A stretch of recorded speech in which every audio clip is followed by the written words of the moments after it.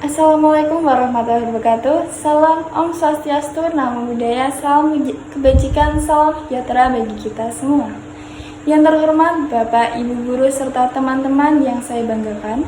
Pertama, marilah kita panjatkan puji dan syukur atas kehadirat Allah Subhanahu wa Ta'ala yang telah memberikan rahmatnya kepada kita semua, sehingga kita semua mendapat tanpa kekurangan suatu apapun.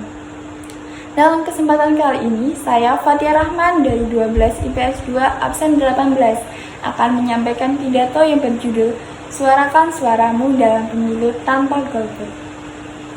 Sedang marak dibicarakan oleh banyak orang, salah satunya yaitu mengenai pemilu atau sering disebut pemilihan umum. Pemilu adalah suatu proses demokrasi yang digunakan seluruh dunia untuk memilih para pemimpin pemerintahan dan mewakili warga negara dalam lembaga-lembaga pemerintahan. Pemilu ini merupakan sarana bagi masyarakat untuk menjalankan suatu kedaulatan dan merupakan suatu lembaga demokrasi. Di sini, saya juga akan berbicara mengenai pentingnya berpartisipasi dalam pemilu. Bagaimana kita semua dapat bersama-sama mencegah golongan putih atau golput. Pemilu adalah fondasi demokrasi yang kuat. Setiap suara memiliki nilai dan dampak yang signifikan.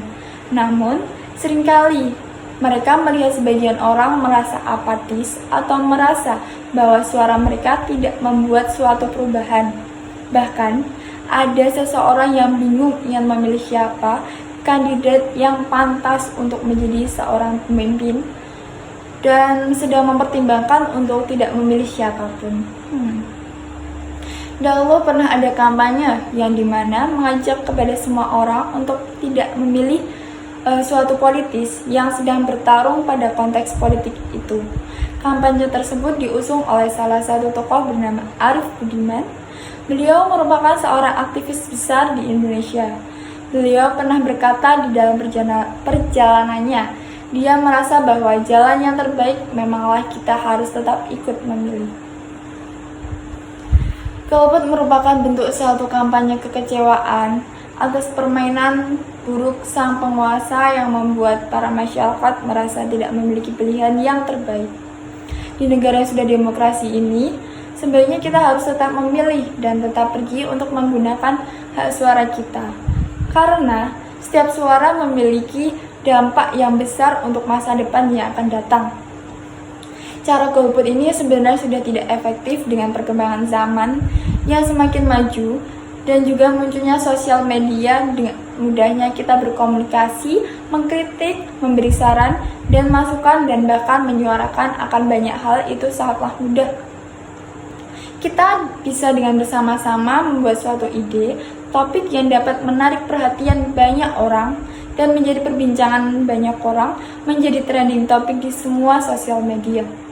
Akan tetapi ada buzzer, yaitu orang yang dibayar untuk mempromosikan suatu kampanye, suatu partai atau politis, merupakan musuh demokrasi yang dapat membuat suara mayoritas tidak dapat terdengar. Mari kita sadari bahwa pemilu bukan hanya tentang pemilihan pemimpin, tetapi juga tentang menyuarakan sebuah aspirasi dan keinginan kita untuk masa depan yang lebih baik. Setiap suara memiliki potensi untuk membentuk kebijakan dan arah. Kita harus menyoroti betapa pentingnya kontribusi masing-masing suara dalam membangun masyarakat yang adil, berkeadilan, dan berwawasan ke depan.